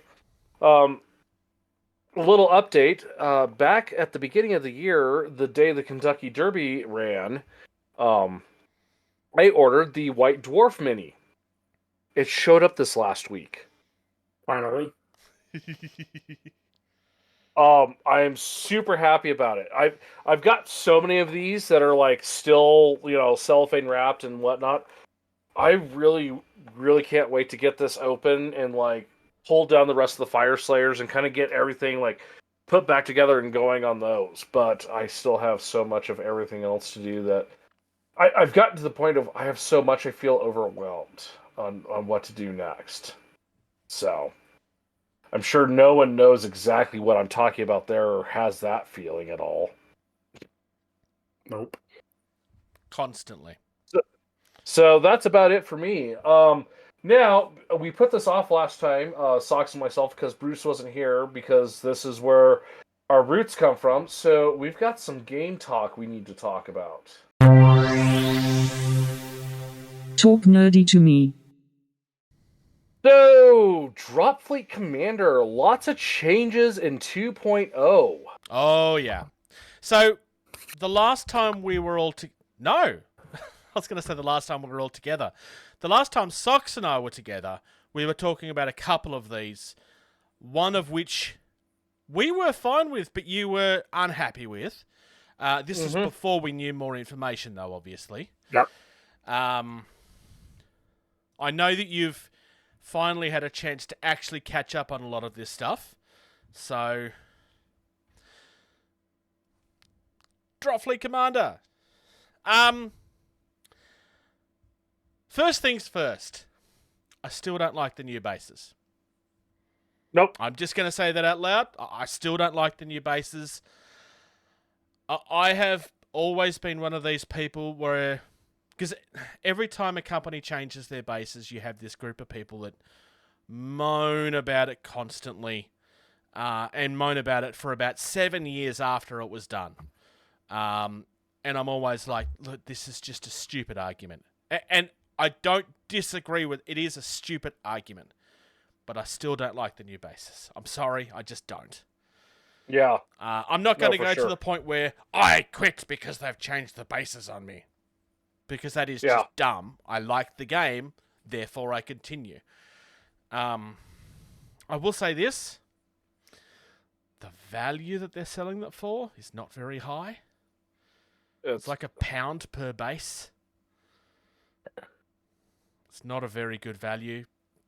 Well, and when you look at how many bad. ships I have and how many bases I have to buy... Yes, but this is where you need to stop listening to yourself and listen to me.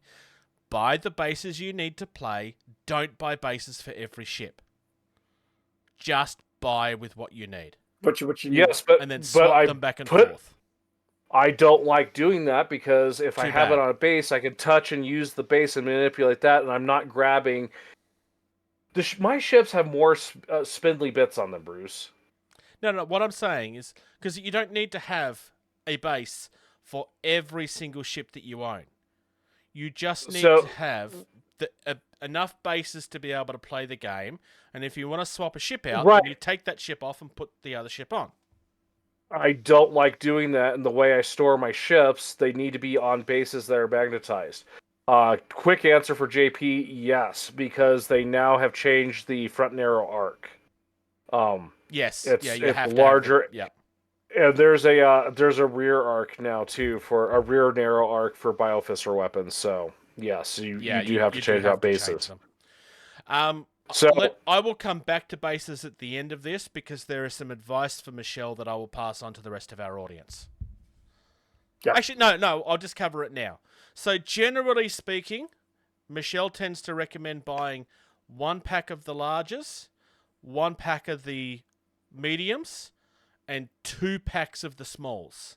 However, that doesn't take into account the gates that you need to have for Shaltari. For Shaltari.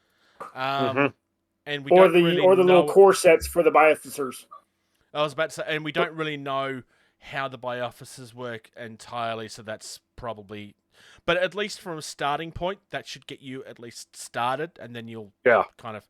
Yeah. George is going to be spending a lot of money if he wants to do his the way that he did his old ones. Well, if I do, because I still don't have anyone to play with, so...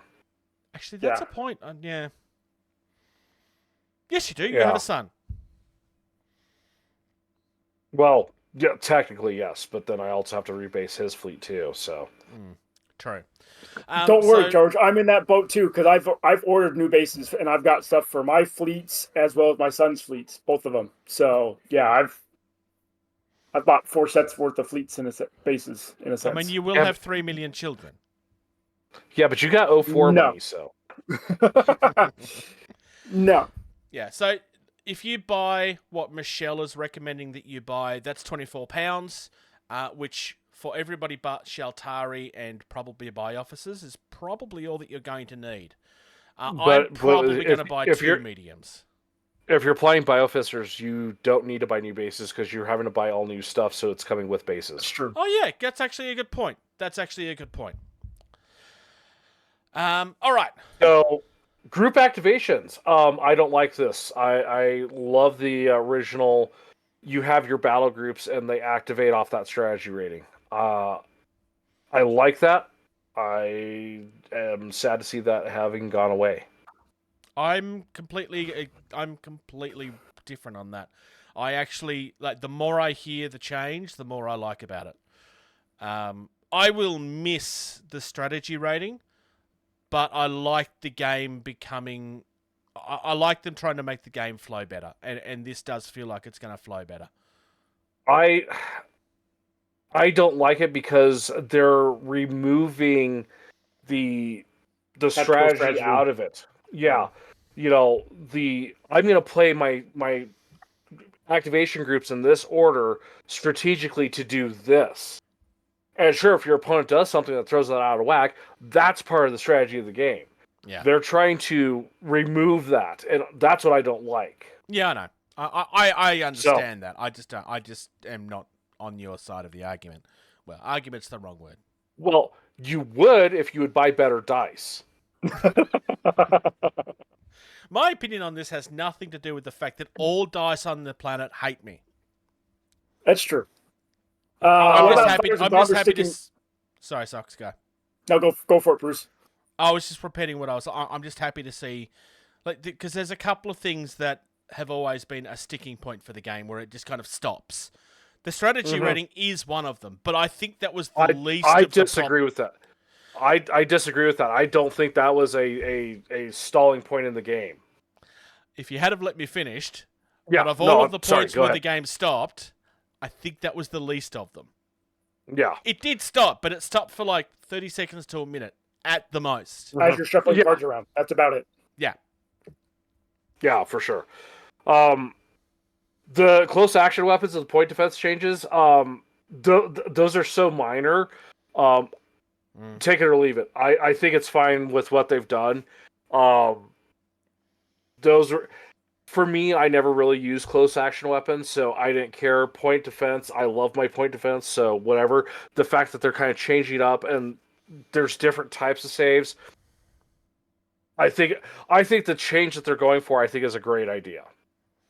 Yeah. Yep, I agree. It adds more depth to the game, which is a good thing, because it means that there will, in theory, be more things to take, and it's not just the same all the time.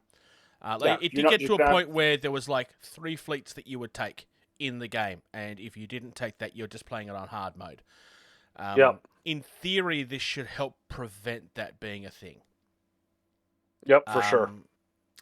I'm hoping that this will help with the Shaltari problem as well, because I'm hoping that the Shaltari shields will be vulnerable to something. I'm not saying that it makes them easy to kill, but it's just less effective against one type of damage point would be nice. I could see more energy weapons being able to cut through the shields than energy weapons. Wouldn't it be more? Normally, it would be like kinetic energy type. So what the shields did was they, with a critical hit, you got no saves. Shaltari always got the save. So, and that was another thing Dave mentioned too, is they're changing how criticals work. Yes. So that will change probably how the shields work. And I'm not going to disagree. I do think the Shaltari always getting a roll, even on a critical, was a very OP move. Now, again, in this new 2.0 discussion, Dave did say they're the most high-tech race. They have the most bells and whistles. So that is going to play into that. But I do agree that did need a little bit of a change. Yeah. And like I said, that's just something I'm hoping. That's not something he said this is happening. And I think it will with the varying levels of saves that he was talking about, because it just makes sense, right? Yeah. Well, especially a bigger ship gets more opportunities to save because, well, it's got more mass. It can shrug off more damage. Yeah. Yeah. Yep. I think I'll leave the obvious one that we all want to talk about till last. Because, yes, there's a really obvious one that we all want to talk about. Fighters and bombers are actually going to stick around now. I really like this. Torpedoes are going to be able to go across the table. Dave said in his other video that he did, the second one, he said torpedoes are going to be able to go a little bit longer than just the 9 or 18 inches or whatever they were in 1.1. So with fighters and bombers and launch assets in general being able to stay on the table a lot longer, I think it's much more valuable for the game overall. So I like that too, with them being able to stay on the table and go across the table. I like that so much more because PHR, best fighters and bombers best bombers in the game. Scourge, best fighters. UCM, best balance. Shaltari had the absolute worst. They were so bad, I never bothered taking them. Yeah. So, but if you look, Shaltari's got some really good launch asset numbers. Like, they were able to put a lot out. And so now if I take stuff and do a launch focused fleet, and I can run them all across the board, and as Dave said in the video, the bigger you make the group, the stronger it is. Yeah. So I could see carriers, and especially fleet carriers. You now have a group of Seattles, or you take your little fleet carriers and you bring 2 or 3 of those, and like you said, George, you mass a whole launch fleet of fighters and bombers that are coming towards you, and it's going to be a painful thing to get through. Well, I mean, in the case of Shaltari, you take the battleship supercarrier that had a launch asset of 7, with a couple of bassalts, which I think were launch asset of 3 or 4. That's a huge number of fighters and bombers right there to deal with. So, and again, making torpedoes like able to travel further. That was one of the biggest gripes of these are kind of useless because they only go so far and they're only good for so long. So yeah, I agree. So Dave did say if the community wants to have faction specific launch assets, to let them know, let TT Combat know, because as of right now, it's just the UCM ones. Yes, please, Dave. Yes, please, Dave. With this option, I have to agree. We need to have faction specific launch assets. Absolutely. Yeah, we need to have Shaltari. We need Scourge. We need PHR. We need Biofisser. We need... If they're going to be on the table longer, we need to have the faction specific, models, launch assets. Little token. Yeah, absolutely.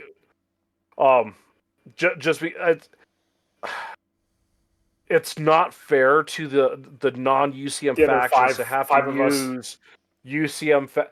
Maybe not so much the resistance, but as a Shaltari player, I don't want to have to use a UCM fighter and bomber stands for my launch assets.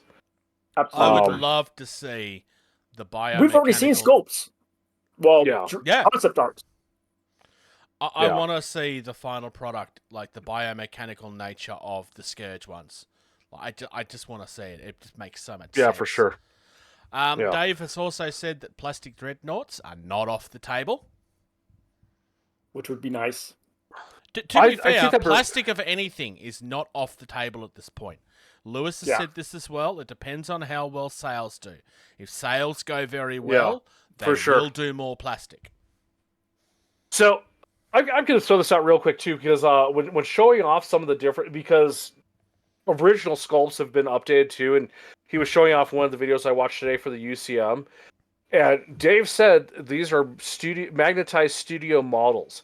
Dave, design the magnets into these new sculpts so that we can just do that, too, and we don't have to break out the drill, figure it out. Design the magnet slots into the model... so that we can add the magnets if we want to. We don't if we don't want to. I mean, that's what he did with Drop Zone. Like, these things are so modular as far as, here's the core, we bolt this stuff on. Just do it. Please. Yeah. Like, that would be such a huge thing. You would literally be the first company in the hobby to design your models to do that out of the box to where we don't have to do it ourselves. Yeah. To be fair, they already were, but they stopped doing it. Because Drop Zone did do that. Well, to an extent. Yes.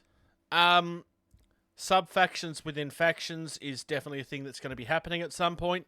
He's kind of vague when he talks about that. He doesn't want to go into too much, because there's a direct question somebody asks about a specific sub-faction.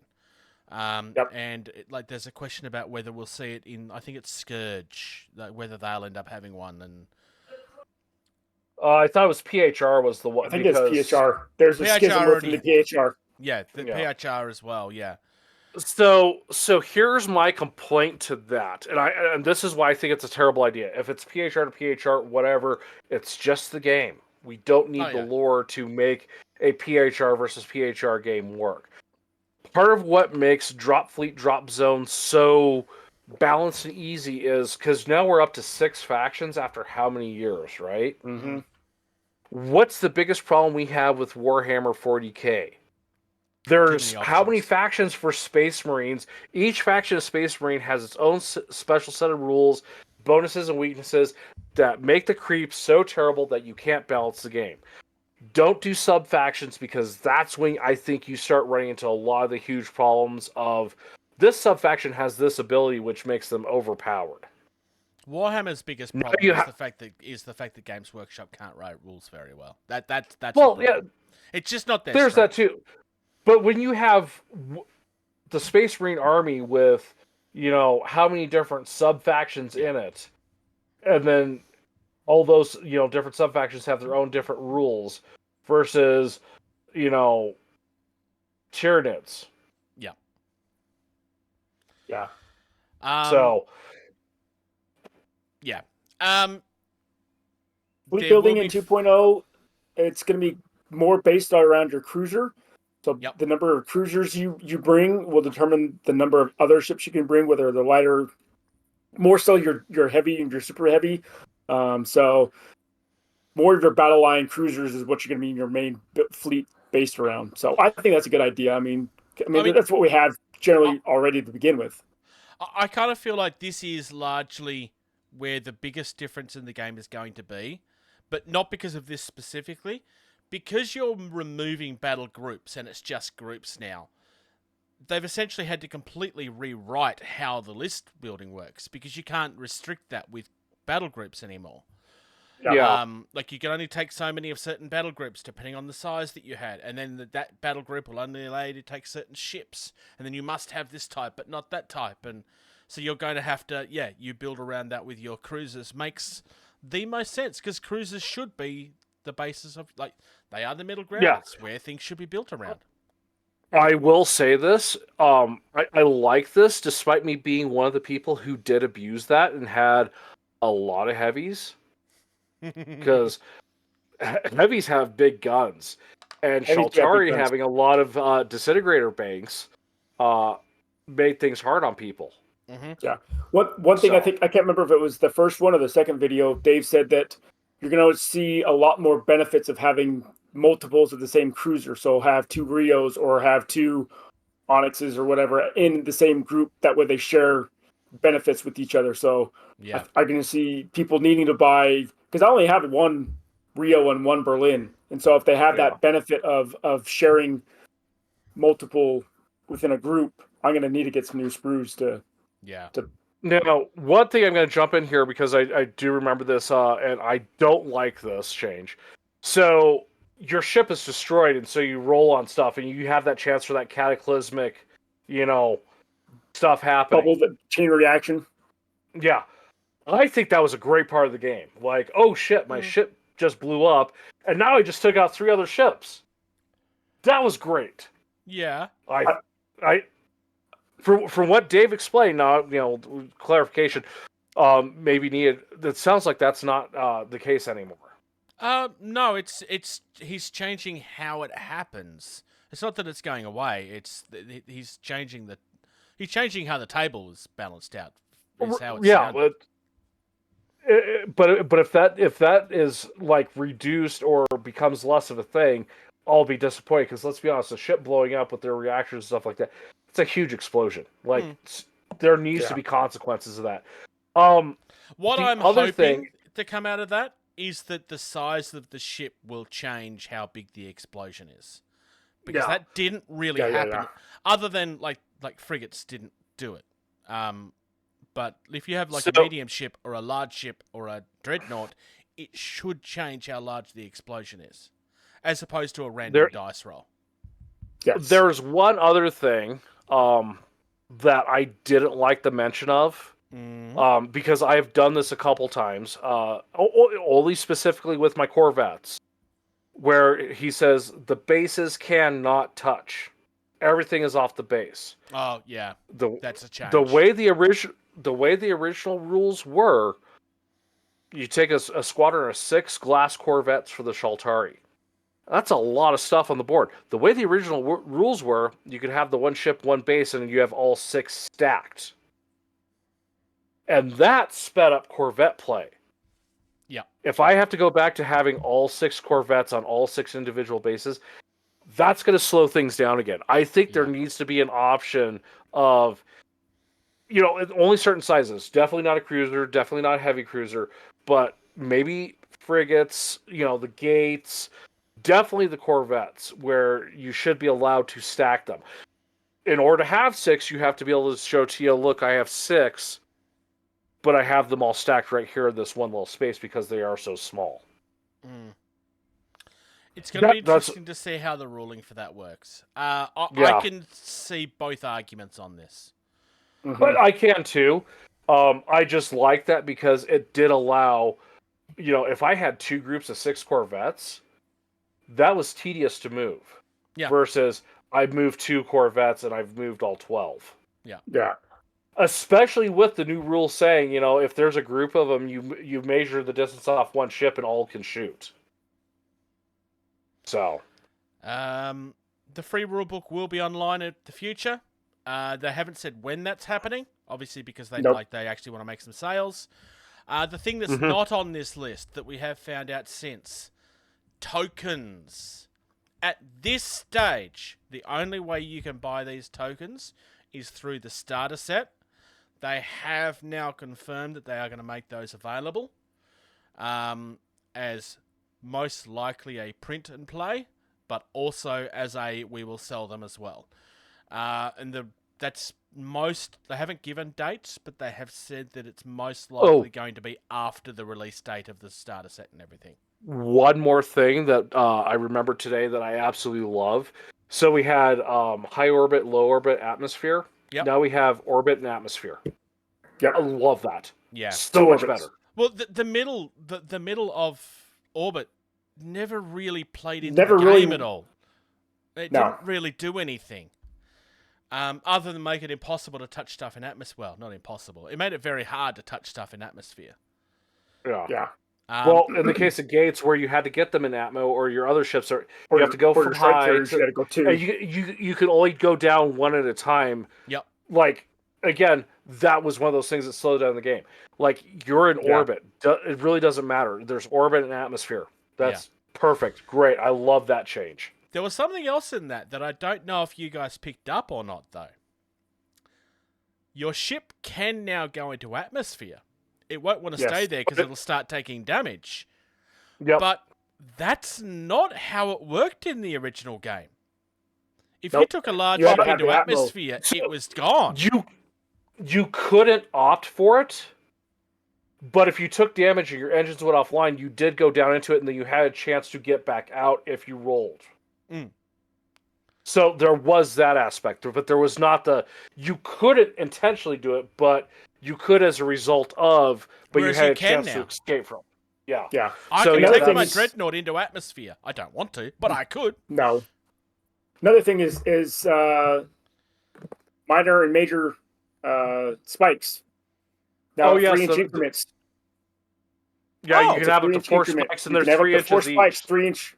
3 inches each. I Now, so it's no completely missed longer that. 6 and 12. It's 3 inches is like the minimum, and then it goes all the way up to 12 is the maximum. Yeah, so 3-inch increments.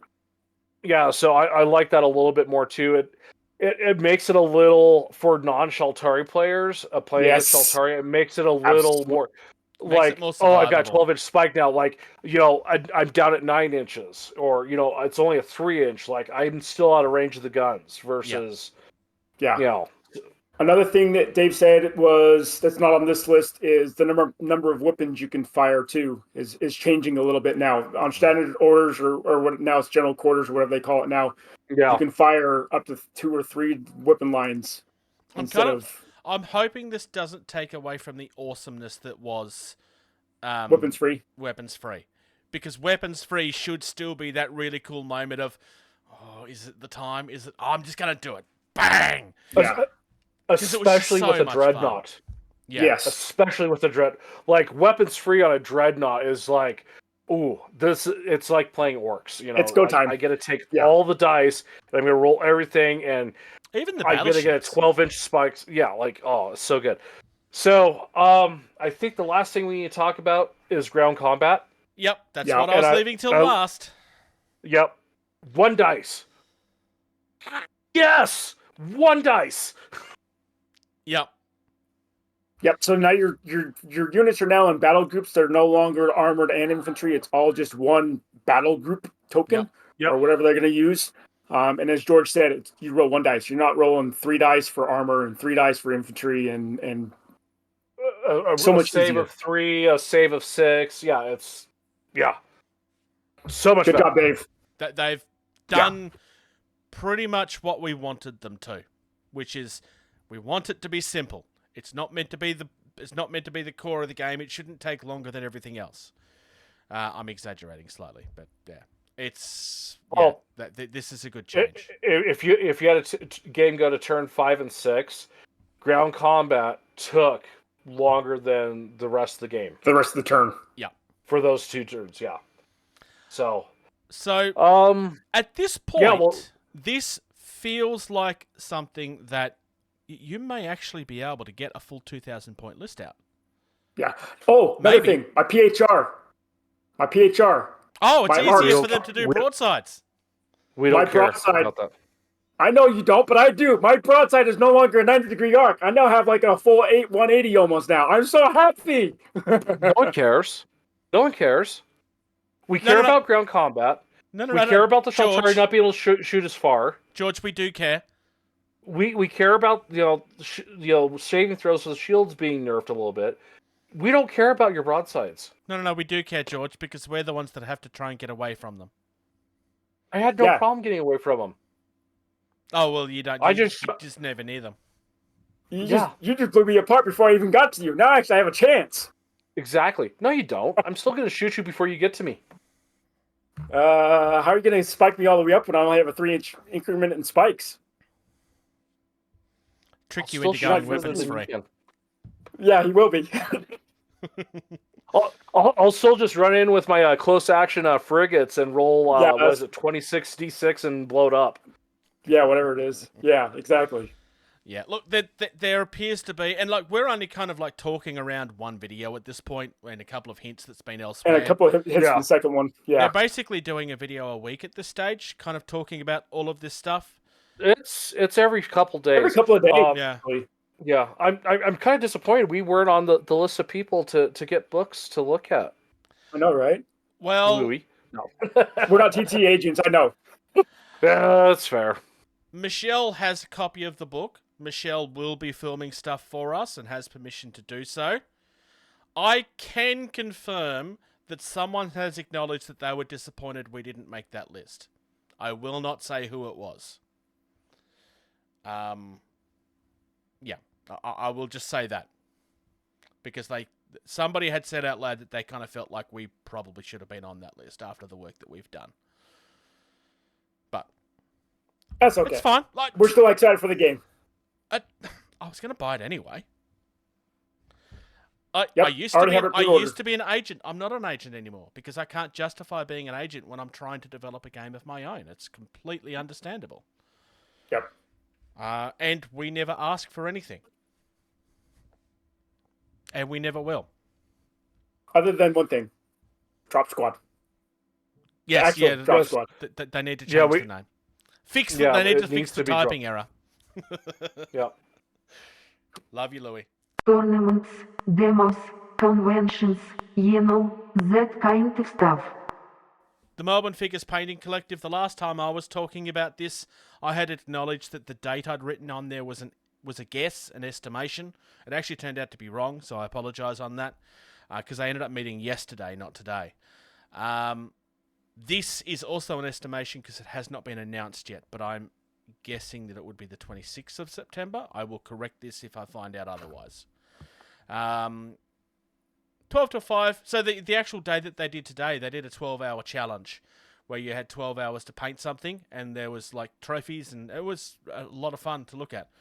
I didn't go because I didn't know it was on until 2 hours after it started. But yeah. Well, you should have shown up and crushed it and won with only using 10 hours instead of 12. But I was nowhere near them.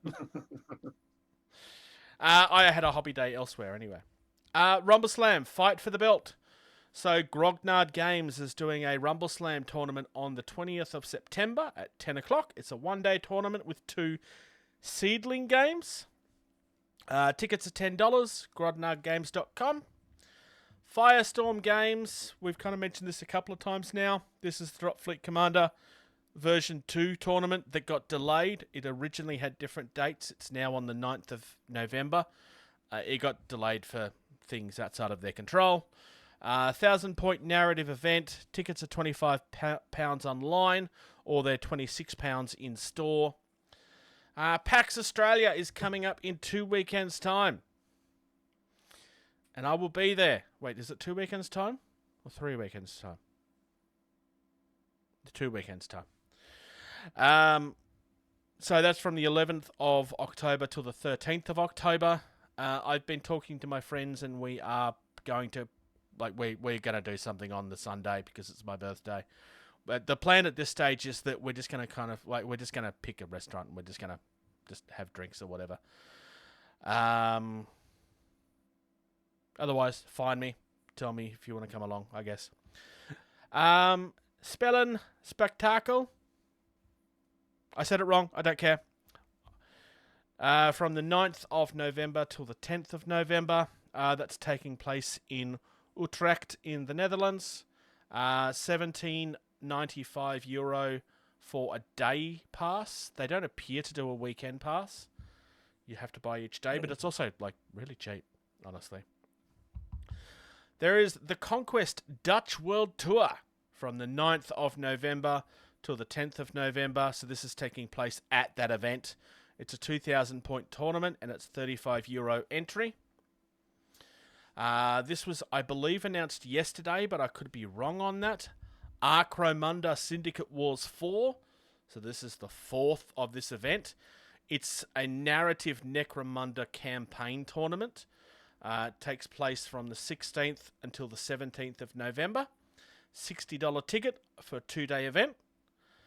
And then finally, there is a Drop Squad Commander painting competition coming up at some stage. We don't have dates yet. And you will be able to find details in that in the wrongly named Strike Team Commander community page. I say wrongly named, they actually had to change it. Michelle actually did have it called Drop Squad Commander at one point, and he got told he had to change it. So, boo. I know. Boo. So, yep, there we go. Actually, quite a few things on the list. Docs, why don't you tell us about Valhalla Hobby? Yeah, so Valhalla Hobby is a great store.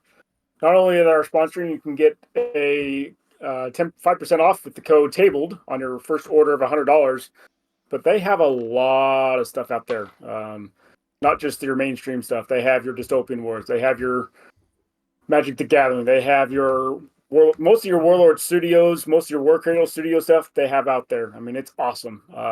We use them quite a bit to order stuff here in the States. So great little store up there in Wisconsin. So if you have an interest in niche indie games, this is where you want to buy them from, because they, of any of the stores in the country, this is where you're most likely going to find it. And if they don't have it, they will be able to source it for you. To the point where there was a conversation about a very small game from Australia on our Discord recently that he was like, maybe I should look into. I won't say what that game was for reasons. Yeah. Thank you to our Patreons supporting us, $2 a month. Please consider supporting us. Keeps the lights on, pays the bills, allows us to do this more. That's $2 a month. That's patreon.com/gettingtabled. Website, gettingtabled.com. Again, we have that because of Patreons and our sponsors. We were going to do some stuff with it. Some things happened. I need to speak with my guy to see if we need to change platforms to do what we want to do. Facebook.com. In order for us to upgrade the website, we need more income, is basically what's going to have to happen. Or we need a different hosting platform to where we can just do the stuff without having to pay more. Yeah. Yeah. So most of the stuff you'll find first foremost on facebook.com/gettingtabled. It's where we are most active. If you are listening to this, you can watch the video version on youtube.com/gettingtabled. To throw it back to Patreon, if you are a supporter, you get the video version 2 days early, 3 days early, depending on where you live and how you sleep. It's a minimum of a day early. Yeah. So again, there's another reason to support us, but definitely give us a check on youtube.com/gettingtabled. Give us a like and subscribe, please. We are getting so close to that 1,000 mark. I'm super stoked to hit that. Yes. Email us questions, comments, things you want us to talk about, tournaments. Whatever you got for us, gettingtabled@gmail.com. Twitter, Instagram, Threads @gettingtabled. Jason the Bruce has a twitch.tv/Jason the Bruce that he's very casual on, but check it out. You may see him doing something. Finally, Jason. I'm currently planning to play Resident Evil Village for the first time. So that is what will There be we go. coming up. And then Bruce has another project, toyreel.com or youtube.com/toyreel. Bruce talks about toys and other things that are very related to this, but it's more the high-end stuff, the collectible stuff. Yep. The stuff that nerds want. So like we do like live shows with like there was a live show recently where they're going through some Transformers and some Super 7 stuff and some Turtle stuff. There's been a couple of live shows that we've done at a local collector's store that we actually meet at semi-regularly. There's some people based here in Melbourne. There's some people based in Sydney. We've had interviews with people from Hasbro. We've had events that we have attended, such as the anniversary launch of Transformers 1. We actually have video footage of that in Sydney, which was 2.5, 3 months before the movie was released. Speaking of which, if you haven't seen Transformers 1, it's actually a good movie. You should go and see it. Yeah. Check it out. Thank you very much, George. Thank you very much, Socks. Thank you very much, Thanks, audience. Bruce. Oh, you're welcome. Yeah, especially thank you to all those who are taking the time to tune in and listen to us. We do appreciate it. Thank you. Thank you. Thank you. Thank you. Thank you. Thank you. Thank you. For listening to Getting Tabled. Music used in this podcast was created by Eric Matyas at soundimage.org. No one cares about your broadside socks. Oh. Look, he has socks now, eyes. Or he has eyes now, socks.